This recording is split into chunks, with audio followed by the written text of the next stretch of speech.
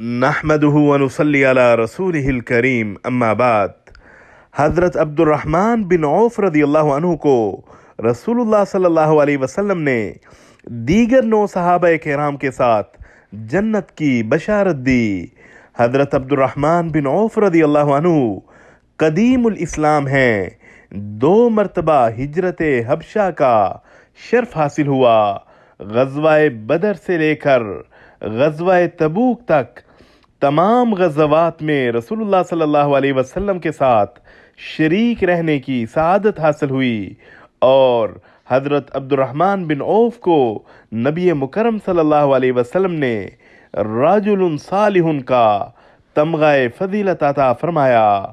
حضرت امام ابن جوزی رحمہ اللہ فرماتے ہیں، حضرت عبد الرحمن بن عوف رضی اللہ عنہ قدیم الاسلام ہیں۔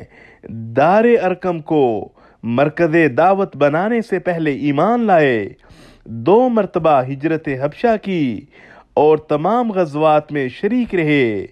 احد کے روز رسول اللہ صلی اللہ علیہ وسلم کے دفاع کے لیے ثابت قدم رہے۔ غزوہ تبوک میں نبی مکرم صلی اللہ علیہ وسلم نے ان کے پیچھے نماز ادا فرمائی۔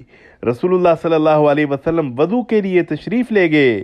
اس دوران حضرت عبد الرحمن بن عوف رضی اللہ عنہ لوگوں کو 1 رکعت نماز پڑھا چکے تھے۔ رسول اللہ صلی اللہ علیہ وسلم نے تشریف لا کر حضرت عبد الرحمن رضی اللہ عنہ کے پیچھے نماز ادا فرمائی، اور جو فوت ہو چکی تھی وہ بعد میں خود ادا فرمائی، اور ارشاد فرمایا، نبی اس وقت تک فوت نہیں ہوتا جب تک اپنی امت کے سالے آدمی کے پیچھے نماز ادا نہیں کر لیتا۔ اسے امام ابن جوزی رحمہ اللہ نے صفت الصفوہ میں بیان فرمایا۔ وصلی اللہ علی النبی الکریم۔